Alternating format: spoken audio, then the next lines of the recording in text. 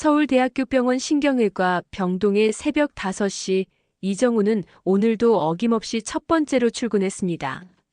35살의 나이에 이미 병원에서 손꼽히는 실력자로 인정받고 있는 그였지만 마음 한구석엔 늘 채워지지 않는 공허함이 자리하고 있었죠.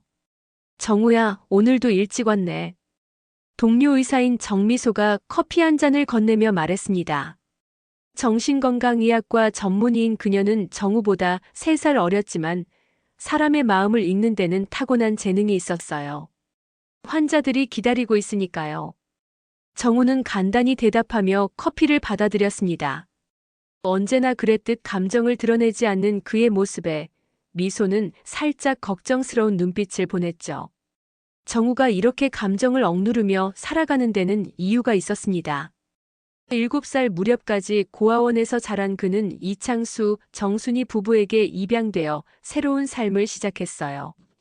양부모는 그를 친자식처럼 아껴주었지만 정우는 늘 진짜 가족이 아니라는 생각에서 벗어날 수 없었습니다. 정 선생님, 응급 환자가 들어왔습니다. 간호사의 급한 목소리에 정우는 즉시 수술실로 향했어요. 교통사고로 인한 뇌출혈 환자였죠.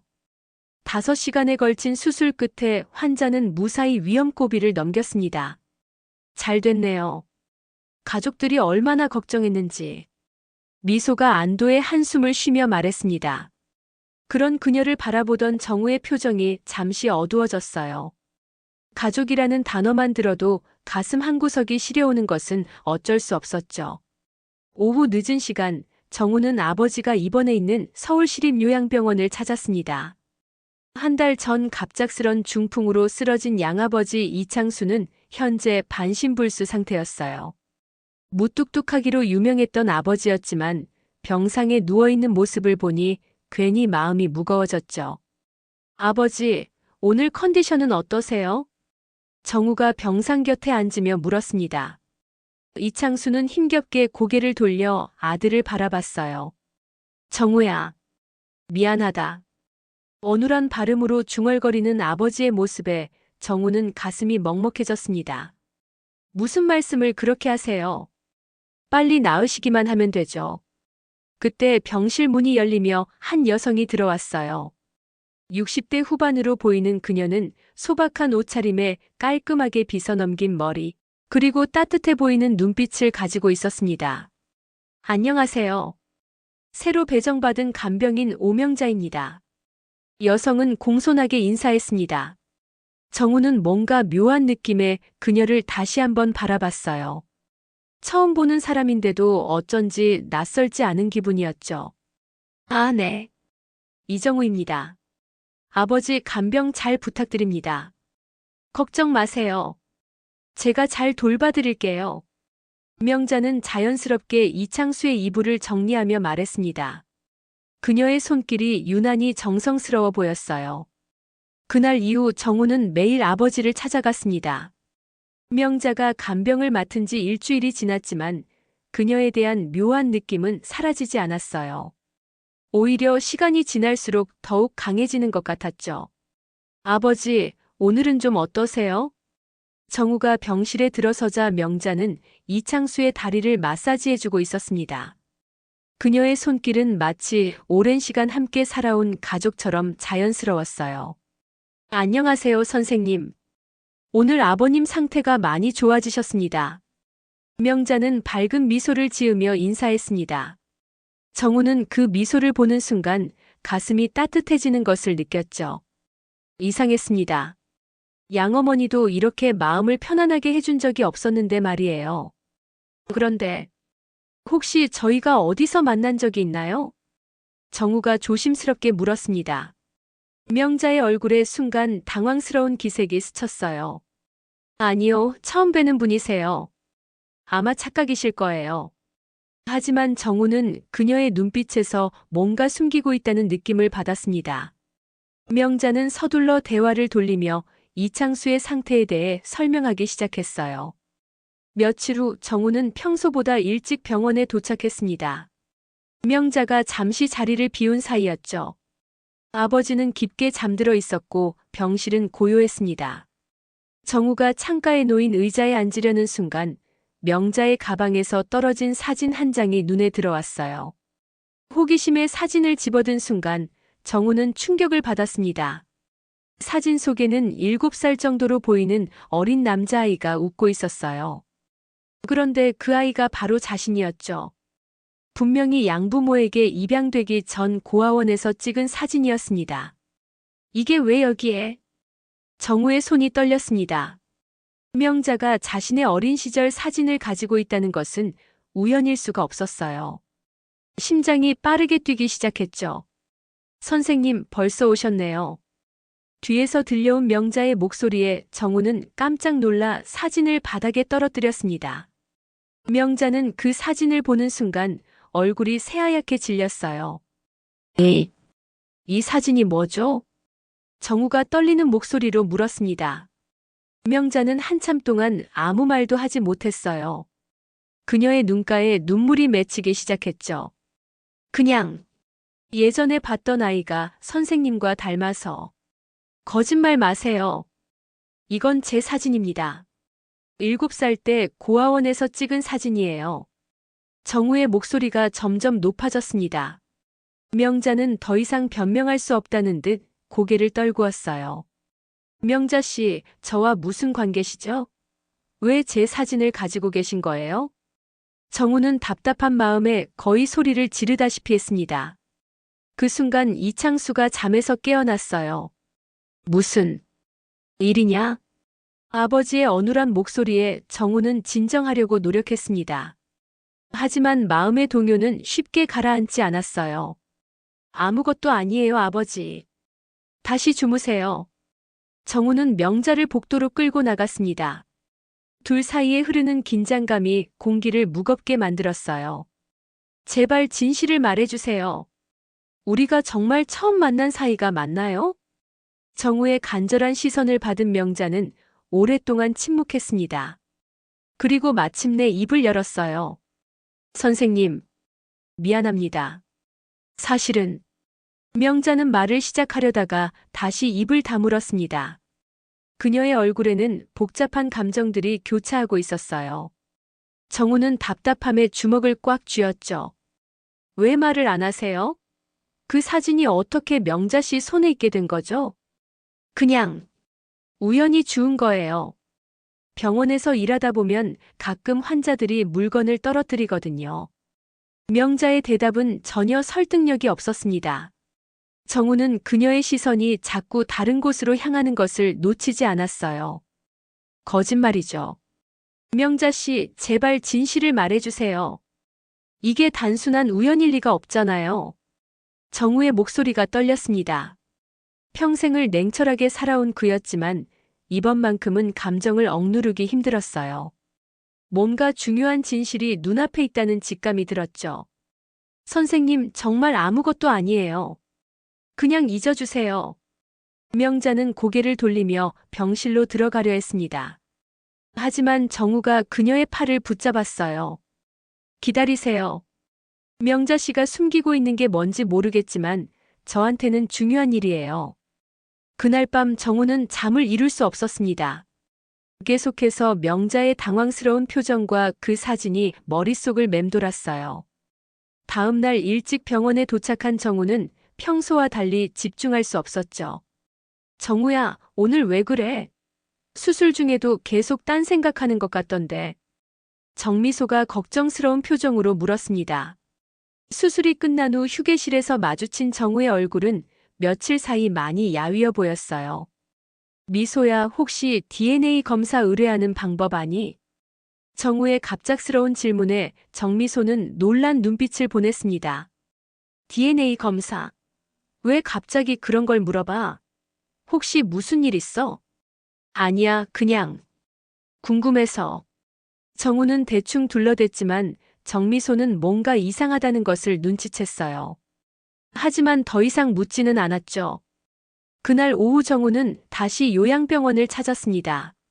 명자는 평소처럼 정성스럽게 아버지를 돌보고 있었어요.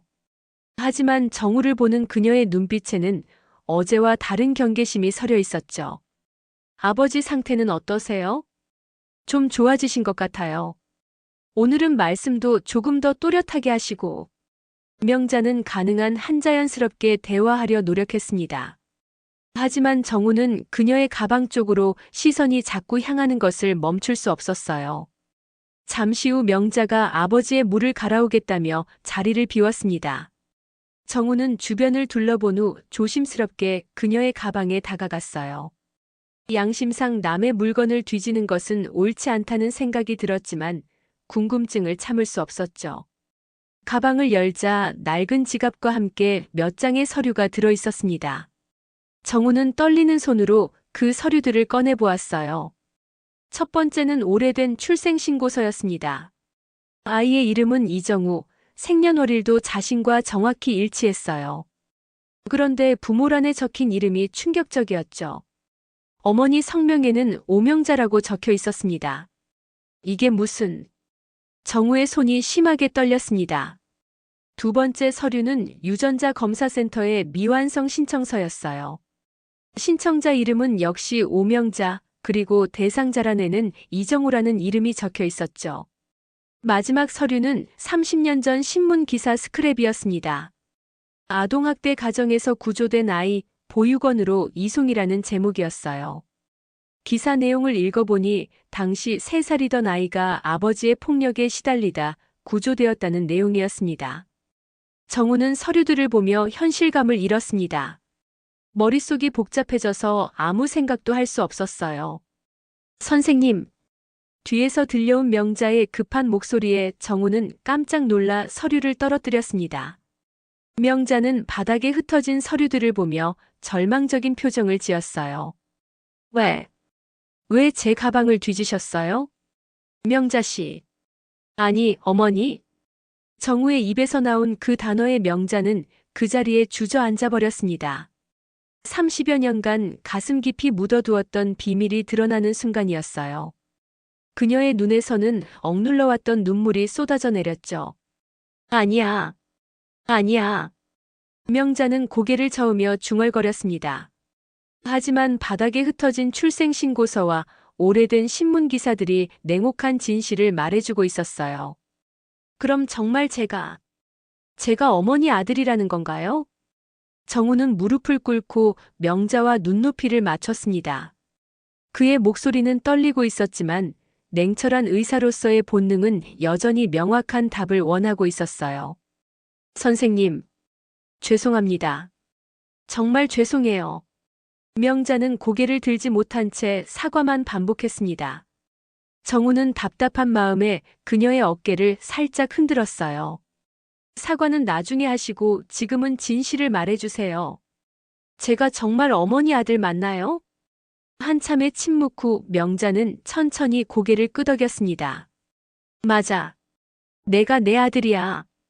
그 순간 정우의 머릿속이 하얗게 비었습니다. 35년 동안 찾아 헤맸던 진짜 어머니가 바로 눈앞에 있었던 거죠.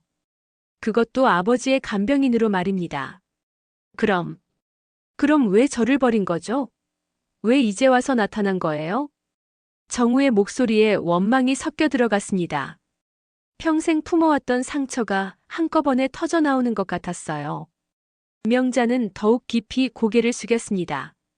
그녀의 어깨가 작게 떨리고 있었어요. 버린 게 아니야. 버릴 수밖에 없었어. 무슨 말씀이세요? 3살짜리 아이를 두고 도망간 게 버린 게 아니라고요? 정우는 감정을 억누르려 했지만 쉽지 않았습니다. 명자는 바닥에 떨어진 신문 기사를 가리켰어요. 그때 내 아버지가 술만 마시면 나와 너를 때렸어. 매일매일이 지옥 같았지. 그런데 어느 날은 너까지 때리는 거야. 3살밖에 안 된 아이를.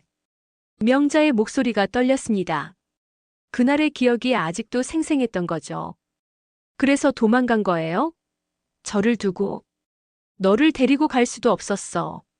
갈 곳도 없었고 돈도 없었고. 그래서 경찰서에 신고하고 도망쳤지. 내가 안전한 곳에서 자랄 수 있도록. 정우는 복잡한 심정이었습니다.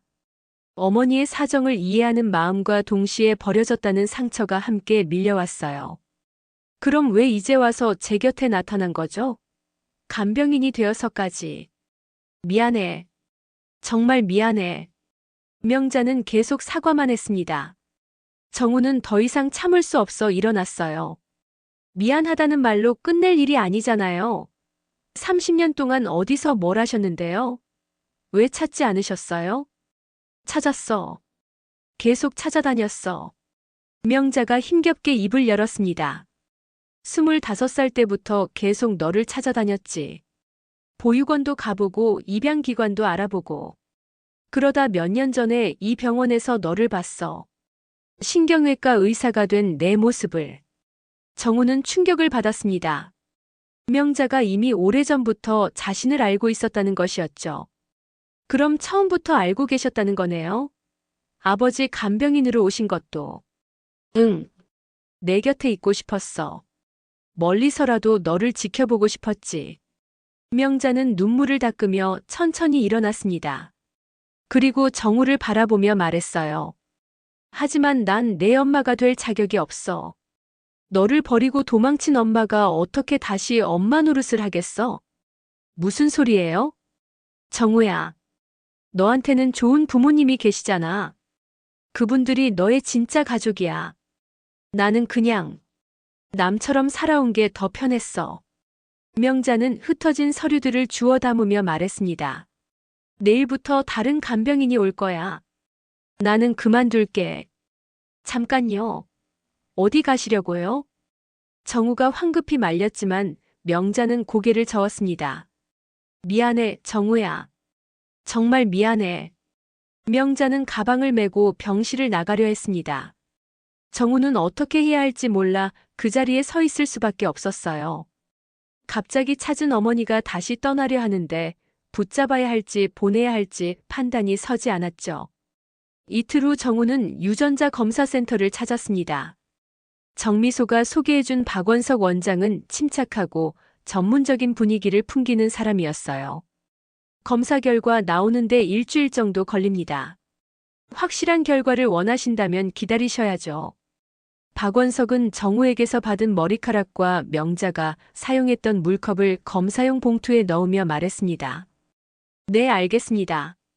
정우는 고개를 끄덕였지만 마음은 불안했습니다. 일주일이라는 시간이 너무 길게 느껴졌어요. 그 사이 정우는 명자를 찾기 위해 이곳저곳을 돌아다녔습니다. 서울 시내 주요 병원들의 간병인 협회에 연락해보기도 하고 인터넷 카페에 찾는 글을 올리기도 했죠. 하지만 소식은 없었습니다. 정우야, 너무 무리하지 마. 결과 나오면 그때 생각해봐. 정미소가 걱정스럽게 말했지만 정우는 가만히 있을 수 없었습니다. 매일 병원 일을 마치고 나면 명자를 찾아 헤맸어요. 일주일 후 드디어 검사 결과가 나왔습니다. 정우는 떨리는 마음으로 유전자 검사센터를 다시 찾았어요. 결과를 확인해드리죠.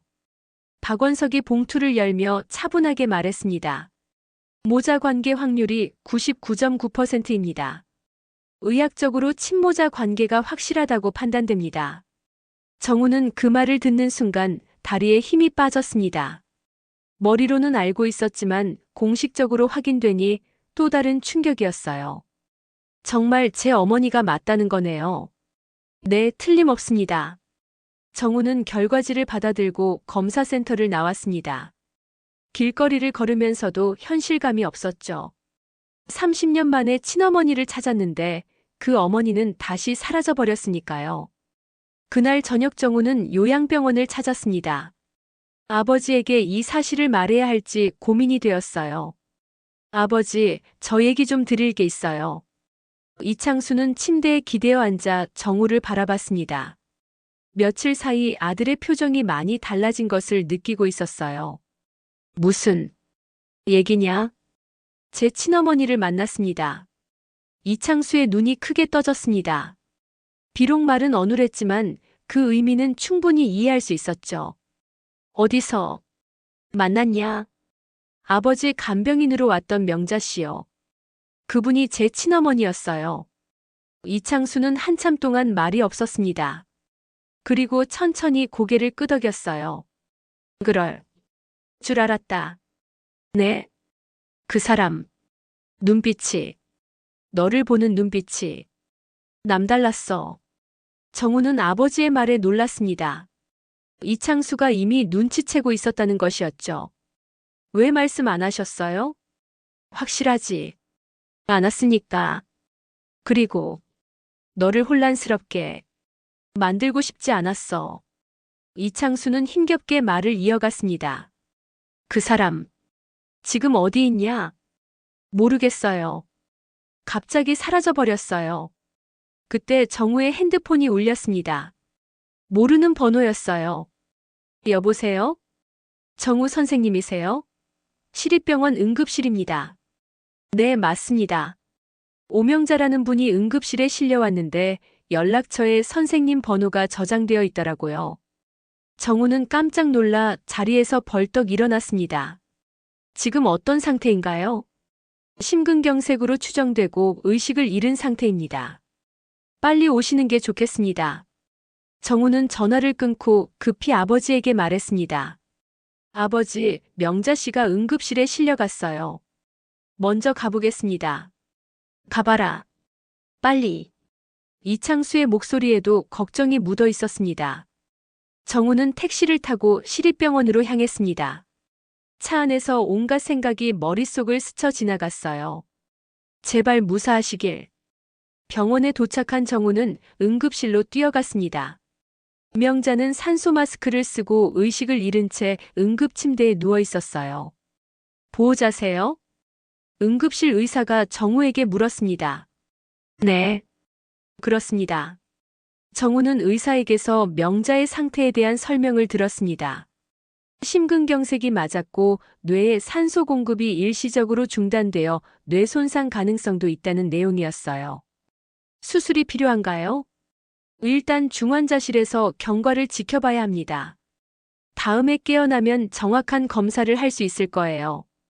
정우는 중환자실 밖에서 하룻밤을 보냈습니다. 간신히 찾은 어머니가 이런 상태가 되다니 운명의 장난 같았어요. 이틀 후 명자가 의식을 되찾았습니다. 정우는 중환자실 안에서 그녀가 천천히 눈을 뜨는 모습을 지켜봤어요. 명자 씨, 정신 차리셨어요? 정우가 조심스럽게 다가가며 말했습니다. 명자는 정우를 바라보며 혼란스러운 표정을 지었어요. 여기가 어디죠? 당신은 누구세요? 정우의 가슴이 철렁 내려앉았습니다. 명자가 자신을 알아보지 못하는 것 같았어요. 저 이정우예요. 기억 안 나세요? 명자는 한참 동안 정우를 바라보다가 천천히 고개를 저었습니다. 미안해요. 기억이 잘 안 나네요. 담당 의사가 와서 명자의 상태를 점검했습니다. 각종 검사 결과가 나온 후 의사는 정우를 상담실로 불렀어요. 환자분이 혈관성 치매 초기 증상을 보이고 있습니다. 심근경색으로 인한 뇌 손상이 원인인 것 같아요. 의사의 설명은 정우에게 청천벽력 같았습니다. 치매요? 회복 가능성은 없나요? 현재로서는 진행을 늦추는 것이 최선입니다. 완전한 회복은 어려울 것 같아요. 정우는 상담실에서 한참 동안 멍하니 앉아 있었습니다. 겨우 찾은 어머니가 이제 자신을 기억하지 못한다니 너무 잔혹한 현실이었어요. 며칠 후 명자는 퇴원했습니다. 갈 곳이 없던 그녀를 위해 정우는 중대한 결정을 내렸어요. 명자 씨, 제 집에서 지내시면 어떨까요? 선생님 집에요? 그럴 수는 없죠. 명자는 당황스러워했지만 정우는 이미 마음을 정했습니다. 저희가 원래 아는 사이였어요. 걱정하지 마세요. 정우는 명자를 자신의 아파트로 모셔왔습니다. 게스트룸을 그녀의 방으로 꾸며주고 필요한 물건들을 준비했어요. 병원에서 퇴직 신청을 하고 명자를 전담으로 돌보기로 했죠. 매일 아침 정우는 명자를 위해 아침 식사를 준비했습니다. 치매가 진행되면서 명자는 점점 더 많은 것들을 잊어갔어요. 하지만 가끔씩은 정우를 알아보는 듯한 눈빛을 보였죠. 선생님, 고마워요. 왜 이렇게 잘해주시는지 모르겠어요. 명자가 어느 날 아침 정우에게 말했습니다. 정우는 쓸쓸한 미소를 지으며 대답했어요. 괜찮아요. 당연한 거예요. 정우는 매일 밤 간병일지를 썼습니다. 명자의 하루 일과 먹은 음식, 컨디션 변화 등을 자세히 기록했어요. 마치 소중한 아이를 돌보는 부모의 마음으로 말이죠. 오늘 명자 씨가 라면을 맛있게 드셨다. 오랜만에 웃는 모습을 봤다. 저녁에는 옛날 노래를 흥얼거리셨다. 오늘은 컨디션이 좋지 않으셨다. 자꾸 길을 잃어버린다고 하시며 불안해하셨다.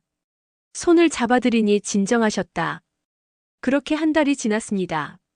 명자의 치매는 점점 심해졌지만 정우는 포기하지 않았어요. 오히려 더욱 정성스럽게 돌봤죠. 어느 날 저녁 명자가 갑자기 정우의 손을 잡았습니다. 그녀의 눈빛이 순간 또렷해 보였어요. 정우야. 정우는 깜짝 놀랐습니다.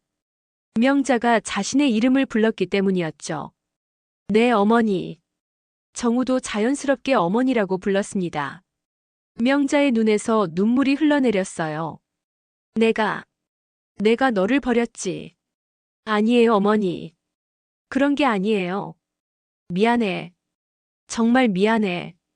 그래도 너 이렇게 잘 컸더라. 명자의 목소리가 점점 작아졌습니다.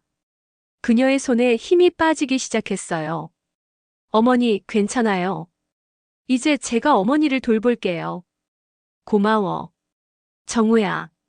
엄마가 미안했어. 그것이 명자가 또렷한 정신으로 한 마지막 말이었습니다. 다음 날부터 그녀는 다시 정우를 알아보지 못했어요. 하지만 정우는 그 순간을 평생 잊지 못할 것 같았습니다. 정우는 더욱 정성스럽게 명자를 돌봤습니다. 비록 어머니가 자신을 기억하지 못해도 자신은 어머니를 기억할 수 있었으니까요. 그것만으로도 충분했습니다. 한 달 후 명자는 평온한 잠에서 깨어나지 못했습니다. 정우가 아침에 방에 들어갔을 때 그녀는 마치 편안히 잠든 것처럼 조용히 세상을 떠나 있었어요. 정우는 명자의 차가운 손을 잡고 한참 동안 그 자리에 앉아 있었습니다. 눈물이 나지 않았어요. 오히려 마음이 평온했죠. 어머니가 마지막에 자신을 알아봐 주었고 미안하다는 말을 전해줬으니까요. 장례는 간소하게 치렀습니다. 정우와 정미소 그리고 양아버지 이창수만 참석했어요. 이창수는 휠체어에 앉아 명자의 영정 앞에서 한참 동안 묵념했습니다. 좋은 분이었어. 너를 정말 사랑했었지. 아버지의 말에 정우는 고개를 끄덕였습니다. 이제야 진짜 가족의 의미를 알 것 같았어요. 혈연관계가 전부가 아니라는 것을 말이죠. 명자를 화장한 후 정우는 그녀의 유골함을 집에 모셔왔습니다. 거실 한쪽에 작은 제단을 만들고 명자가 좋아했던 하얀 국화를 올려두었어요. 어머니, 이제 제가 어머니를 기억할게요. 평생 잊지 않을게요. 정우는 유골함 앞에서 조용히 다짐했습니다. 며칠 후 정우는 중요한 결정을 내렸습니다. 명자를 돌보면서 간병인들의 어려운 현실을 직접 봤기 때문이었어요. 대부분이 열악한 환경에서 일하면서도 제대로 된 보상을 받지 못하고 있었죠. 간병인을 위한 복지재단을 만들어 보려고 해. 정우가 정미소에게 말했습니다. 정미소는 놀란 표정을 지었어요. 정말 좋은 생각이야. 어떻게 진행할 건데? 일단 내 개인 재산으로 시작할 거야. 간병인들의 처우 개선, 교육 프로그램, 의료 지원 같은 것들 말이야. 정우는 이미 구체적인 계획을 세워놓고 있었습니다. 명자를 통해 깨달은 것들을 실천에 옮기고 싶었어요. 몇 달 후 명자 간병센터라는 이름의 재단이 정식으로 설립되었습니다. 정우는 병원 일과 함께 재단 운영에도 참여했어요. 간병인들에게 더 나은 근무 환경을 제공하고 전문 교육을 받을 수 있도록 도왔죠. 재단 개소식 날 정우는 많은 간병인들 앞에서 인사말을 했습니다. 이 재단은 한 분의 간병인을 기리기 위해 만들어졌습니다.